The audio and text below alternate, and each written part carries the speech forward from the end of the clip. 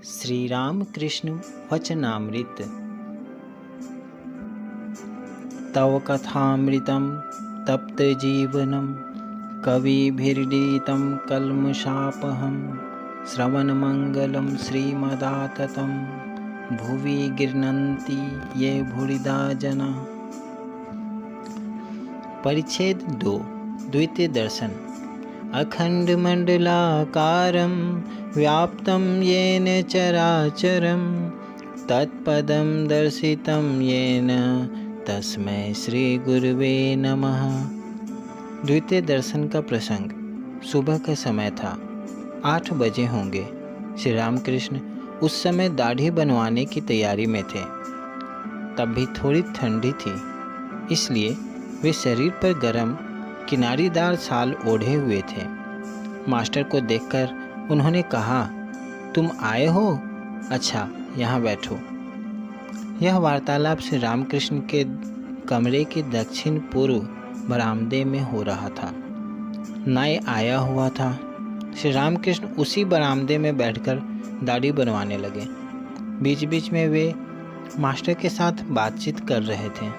शरीर पर शाल थी, पैर में जूतियाँ, साहस से वदन थे।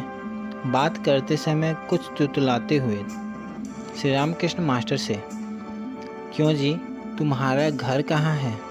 मास्टर, जी कलकत्ते में। श्री रामकृष्ण, यहाँ कहाँ आए हो? मास्टर, यहाँ वराहनगर में बड़ी दीदी के घर आया हूँ, ईशान कविराज के यहाँ। श्री रामकृष्ण, ओहो, ईशान के यहाँ?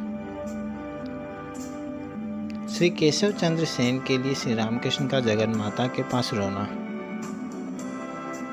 श्री रामकृष्ण, क्यों जी, केशव अब कैसा है?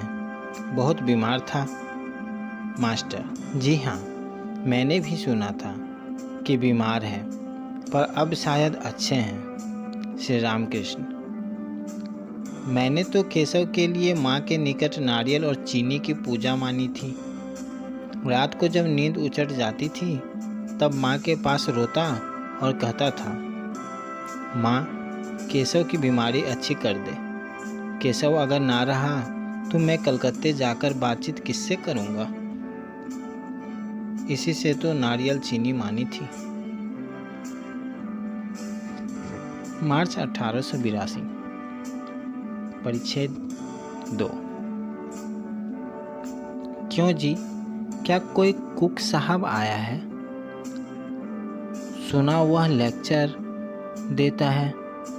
मुझे केशव जहाज पर चढ़ा कर ले गया था। कुक साहब भी साथ था।